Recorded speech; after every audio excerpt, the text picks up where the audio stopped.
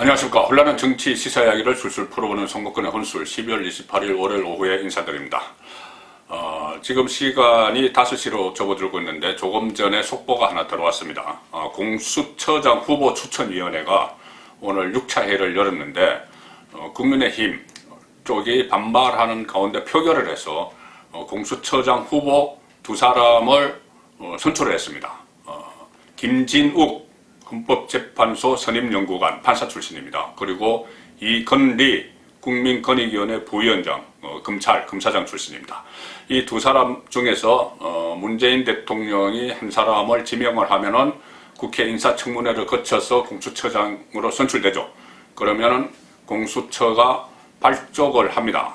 문재인 대통령이 이 윤석열 사태를 맞아서 빨리 공수처를 설치를 해야 되니 새해 벽도에 출범시키도록 하라 이렇게 지시를 하니 지금 속전속결로 공수처를 만드는 겁니다. 공수처가 만들어지면 살아있는 권력을 수사하던 검찰에서 수사하던 것들을 공수처로 다 가져가죠. 이관을 해갑니다. 월성원전, 라임, 옵티머스, 만약에 고위공직자가 연루가 되어 있다면 상급 이상, 또 국회의원이 또는 장차관들이 연루가 되어 있으면은 그것은 공수처로 다 가져갑니다. 그러면 공수처에서 권력형 비리 이런 의혹들을 취사 선택을 하게 되죠.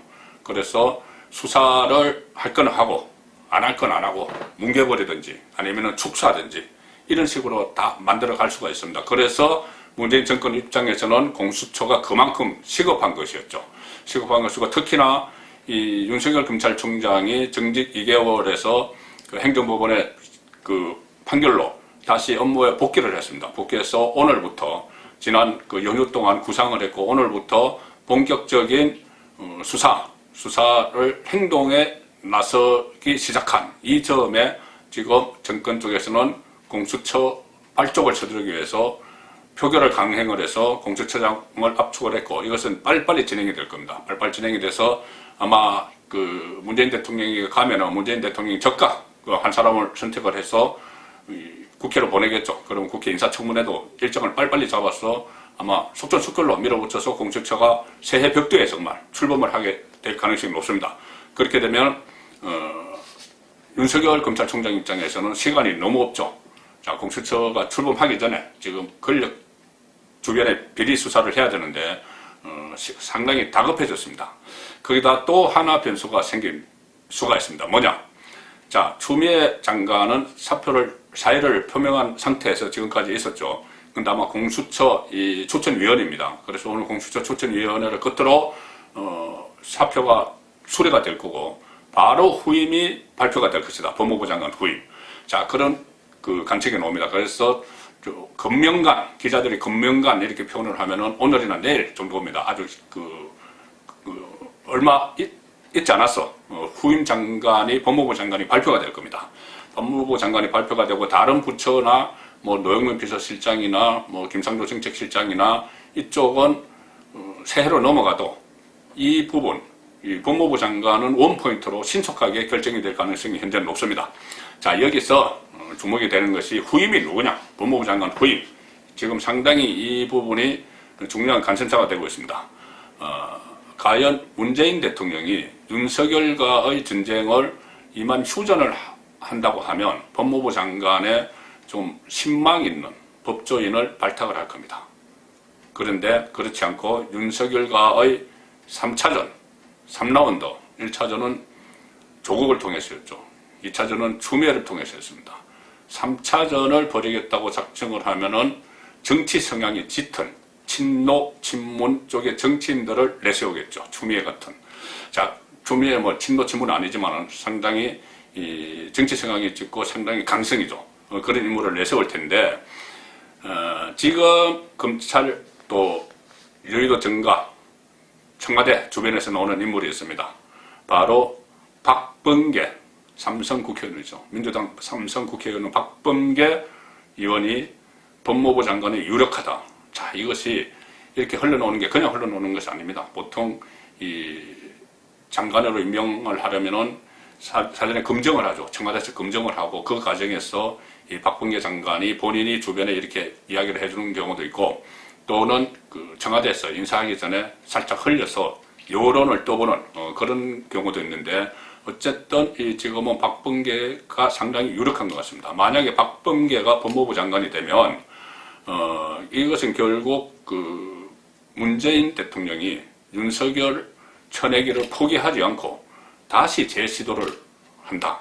특히 한쪽은 공수처를 서둘러서 발족시키고 한쪽은 새로운 법무부 장관의 강성 박범계를 앉혀서 다시 윤석열을 견제하는, 자, 그런 시나리오가 지금 그려지는 것 아닌가 그런 판단이 됩니다. 박범계 이름이 나오는 순간부터 그렇게 생각을 합니다. 문재인 대통령은 첫 법무부 장관을 박상기 좀 가족이적이죠. 거기 했다가 그 다음에 두 번째 조국, 세 번째 조국 할 때는 검찰개혁, 명분이 검찰개혁이지만 어쨌든 검찰과의 전쟁을 위해서 조국을 내세웠죠. 노무현 전 대통령이 검찰 수사를 받던 중에 극단적 선택을 했다. 그것이 항상 친문 쪽에 남아있습니다. 그래서 검찰과의 전쟁을 위해서 조국을 내세웠고, 조국이 개인 비리, 글래킹 비리에 휘말려서 윤석열에게 당하니 주저앉히고 이번에는 윤석열을 치기 위해서 추미애를 내세웠습니다. 그런데 조국, 추미애 둘 다 윤석열에게 제압을 당한 그런 상황이 된 거죠. 그래서 세 번째, 과연 여기서 포기할 것이냐. 지금 박범계 이름이 나오는 것을 보면은 그것이 아니고 3라운드를 준비하는 것 아니냐. 자, 이런 분석이 가능합니다. 일단 박범계의 캐릭터를 보면은 그런 분석을 할 수 있죠. 우리법연구회 회원입니다. 판사 출신인데 진보적 판사들의 모임이죠. 진보좌파 성향. 우리법연구회 모임이고 판사 시절부터 싸움닭으로 소문이 났다고 합니다. 판사 시절부터. 법원 내부 게시판에 여러 차례 도전적인 글들을 막 올려서 법원을 내부를 발칵 뒤집어 놓기도 하는 그런 싸움닭 기질이 있었다고 합니다. 그리고 정치 입문은 2002년에 대선 때 그때 노무현 대선 후보의 법률 특보로 들어갔습니다. 그리고 노무현 정권에서 청와대 민정 2비서관을 하고 법무비서관을 했죠. 민정 2비서관, 법무비서관 할 때 문재인 민정수석 비서실장 이렇게 했기 때문에 같이 근무를 했습니다. 자, 국회로 들어갔는데 국회로 우여곡절 끝에 국회로 들어갔습니다. 들어갔는데 국회에서도 여전히 싸움닭 면모를 그대로 보이고 있습니다. 좀 기억하시는 부분이 최순실 청문회, 그때 최순실 청문회가 있었죠. 생중계가 다 됐었는데 그때 야당 쪽, 민주당 쪽 간사로서 또 돋보이게 좀 튀게 이런 언쟁을 벌이는 이런 모습들이 많이 보였습니다. 싸움닭처럼. 법사위 활동을 하면서 야당과 지금 국민의힘과 상당히 많은 논쟁을 벌였는데 20대 국회 때 김진태 국민의힘 김진태 당시 의원과 고성을 지르면서 막 사태질을 하면서 싸우는 그런 모습들이 기억에 남습니다. 그리고 여러 가지 몇 가지 특성이 있는데 일단은 문재인 정권에 대한 충성심이 대단합니다. 맹목적인 충성심을 가지고 있는 인물이죠. 그때 청와대의 울산시장 하명 의혹이 있었죠. 하명 의혹. 김기현 당시 울산시장을 지방선거 앞두고 2018년 지방선거 앞두고 김기현 시장을 낙마시키기 위해서 하명 수사를 했다. 그것이 지금 기소가 되어 있습니다. 그때 수사를 했던 울산청장 황운하 여러 명이 기소가 됐는데 그 하명 수사 논란이 하명 수사 의혹이 있었던 그 시점에 김기현을 수사하던 그 시점에 박범계 법사위에서 뭐라고 했냐면은 몇 가지 문서 몇 장을 이렇게 흔들면서 저에게 울산시장과 울산시장의 측근 형제에 관련된 비리 의혹들이 이렇게 문서로 제보됐다. 이렇게 하면서 국회에서 이야기하는 겁니다. 지금 보면 그때 벌써 하명 수사가 이루어지고 있는데 당시 이철성 경찰청장에게 자, 여기에 대해서 성과를 내지 못한다면 김기현 수사에 성과를 내지 못한다면 말 그대로 경찰은 수사 구조 개혁을 요구할 자격도 없다. 경찰을 막 압박을 하는 겁니다.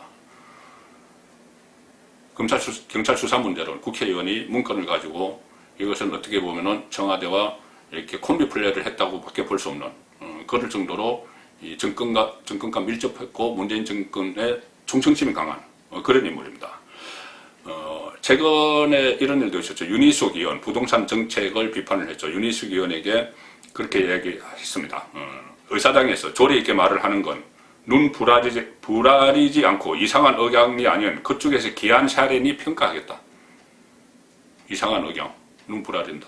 이것은 경상도 국회의원들, 국민의힘 경상도 국회의원들을 향해서 하는 말이죠. 이렇게 뭐 지역감정, 본인은 충청도 출신입니다. 이런 그런 말도 서슴지 않는 그런 스타일인 겁니다. 스타일이 그런 것이고, 또 하나 기억하실 겁니다. 조재현 법원행정처장에게 무슨 뭐 예산이 법원 도서관 예산이 전액 삭감됐을 때 그렇게 이야기했죠. 자, 법원 행정처장에게, 그 고위 법관에게 그렇게 이야기했습니다. 본인도 판사면서, 판사 출신이면서, 의원님 꼭 살려주십시오.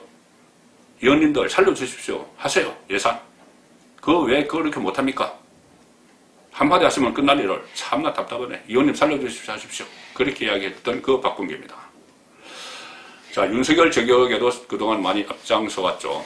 법사위 활동을 하면서 국정감사에서 그 이성윤 서울중앙지검장을 상대로 질의를 하면서 윤석열이 서울중앙지검장 시절에 옵티머스 사건에 대해서 다 수사를 하고도 무혐의 처리한 것은 어떻게 된 거냐?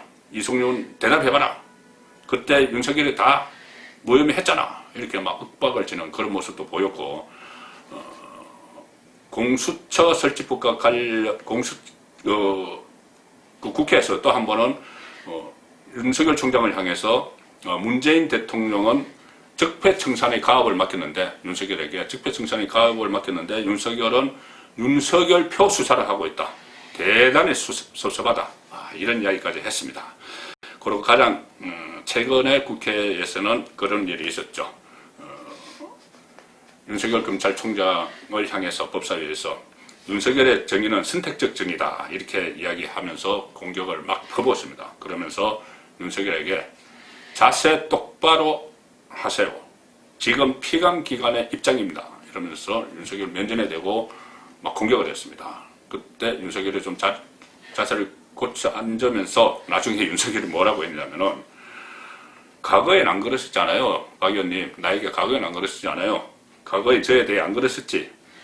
이렇게 반박을 했습니다. 이게 무슨 말이냐면, 두 사람은 사법연수원 동기생입니다. 나이 차이는 있지만 사법연수원 동기생이죠. 그래서 그때 윤석열 총장이 그때 2013년에 국정원 댓글 사건 수사를 하면서 고초를 당했을 때, 그때 이 페이스북에 박범계 의원이 글을 하나 올립니다. 이렇게 합니다. 윤석열 형을 어려운 검사로 칭할 수밖에 없는 대한민국과 검찰의 현실이 너무 슬프다. 사법연수원 동기이면서 긴 대화 한 번 나누지 못한 형. 자, 이렇게 막 애정을 표시합니다. 그때 박근혜 정권에서 탄압을 받고 있다는 생각을 하니, 수사를 하다가 탄압을 받고 있다. 그래서 막 형 하면서 막 애교를 부리죠. 그리고 또 이런 말을 한 적도 있습니다. 박범계 의원이, 윤석열 총장이 국정원 댓글 사건 수사팀장으로서 성역 없는 수사를 진행하다가 자천을 당했다. 그런데 윤 총장의 성격을 너무나 잘 아는 저로서는 불보듯뻔하게 사표를 낼 것으로 예견됐다. 그때 예견됐다. 그래서 그런데 그때 조국이 전화 왔다. 그때 서울법대 교수였겠죠. 조국이 전화를 걸어서, 야, 어떤 경우에도 윤석열 같은 좋은 검사가 사표를 내게 해서는 안 된다. 당부를 받았다. 그때는 그렇게 했다는 겁니다. 박근혜 정권을 수사를 하고 있으니. 그래서 저는 윤 검사가 사표를 절대로 내서는 안 된다는 절절한 글을 윤석열 형으로 시작되는 문장을 만들어서 페이스북에 올렸다. 그리고 그것을 조국 교수는 다시 리트윗했다. 자, 2013년에는 조국과 박범계가 그렇게 짝짝꿍이 돼서 윤석열을 막 응원을 했는데, 지금은 이 정권을 수사하니 두 사람이 막 몰아내려고 하고 있고, 지금 박범계는 추미애로부터 바통을 이어받으려고 하고 있습니다. 추미애와도 박범계는 인연이 있죠. 추미애의 판사 후배고, 추미애가 민주당 당대표 시절에 박범계는 최고위원을 했고 수석 대변인을 하면서 추미애의 입 역할을 했습니다. 그런 인연인데 지금 바통을 이어받으려고 하는 것 같습니다. 현 정부 들어서는 이 국정자문기획위원회라고 있었죠. 인수위를 대신하는, 거기서 검찰개혁의 밑거름을 그리는 역할을 했고, 20대 국회 때 공수처법, 검경수사권 조정법안, 이 초안을 다 대표를 발의를 한 그런 인물입니다. 자, 그런 인물이 이 법무부 장관이 되면 또 윤석열에 대해서 어떻게 앞으로 갈 것인가. 아마 윤석열 징계를 또 새로운 이유를 대서 또 시도를 할 수 있다.